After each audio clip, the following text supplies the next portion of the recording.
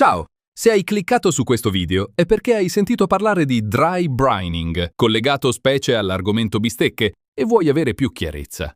Bene, sei entrato nel posto giusto ed ora ti spiego tutto. Intanto comincia ad iscriverti al canale. Per te è un semplice gesto, ma per noi conta molto di più. Per prima cosa, traduciamo dall'inglese il significato di dry brining. Vuol dire salatura o salamoia a secco. È una tecnica di cucina tra le più efficaci da adottare per migliorare al massimo la cottura dei cibi, in particolare per quanto riguarda la cottura delle carni alla brace, molto più pulita, sicura e pratica della salamoia liquida tradizionale. Consiste nel salare la carne con largo anticipo rispetto alla cottura, da 45 minuti fino a 3 giorni prima, per condirla in profondità e aiutarla a trattenere i succhi. Ti starai chiedendo a cosa serve e quali sono le migliorie che porta alle nostre bistecche. Senza dubbio apporteremo alla nostra carne maggiore succosità. Le proteine rilassate si contraggono meno durante la cottura, espellendo meno liquidi. Una crosticina esterna più marcata, reaction di Maillard.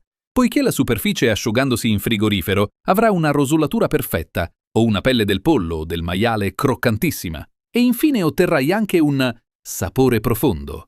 A differenza del sale messo all'ultimo secondo, questa tecnica insaporisce la carne ovunque, non solo fuori. Va, vediamo chimicamente cosa accade. Quando spargi il sale sulla superficie della carne. 1. Estrazione. Il sale estrae l'umidità dalla carne per osmosi. 2. Dissoluzione. Il sale si scioglie in quell'umidità, creando una salamoia super concentrata sulla superficie. 3. Riassorbimento. Il sale scompone le proteine muscolari, la miosina. Questo permette alla carne di rilassarsi e riassorbire il liquido salino fin nel cuore delle fibre. Vediamo ora i 4 passaggi chiave per l'applicazione del dry brining. 1. Asciuga. Tampona bene la carne con carta assorbente. 2. Sala. Usa preferibilmente sale a grana media, tipo kosher, sale a fiocchi o sale marino non troppo fine. Distribuiscilo uniformemente su tutti i lati. 3. La griglia. Appoggia la carne su una gratella sopra una teglia. Questo permette all'aria di circolare anche sotto. 4. Riposo in frigo. Lascia la carne in frigo scoperta. L'aria fredda asciuga ulteriormente la superficie, garantendo una crosticina da ristorante. A questo punto, dopo il giusto riposo in frigorifero, asciuga ancora la carne, ungila con un grasso e sarà pronta per la cottura. In descrizione troverai una tabella con le dosi di sale consigliate, in base al peso e alla tipologia di carne, e i tempi di salamoia minimi e massimi. Chiudo il video lasciandoti alcuni consigli fondamentali. Applica la salamoia a secco soltanto a carni con una frollatura inferiore ai 20 o 25 giorni. Se la bistecca ha già una trentina di giorni di frollatura, è un processo che la rovinerebbe. Attento al rub. Se decidi di usare un mix di spezie dopo la salamoia, assicurati che sia senza sale, altrimenti la carne diventerà immangiabile.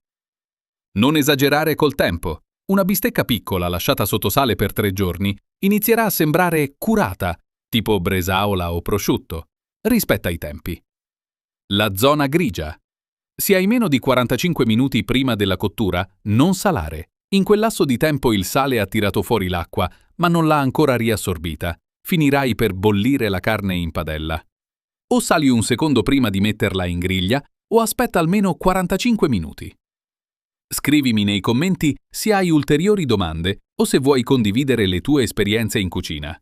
Buon appetito! Ricorda, spendere un po' di più ha senso, ma solo se ne capiamo il valore.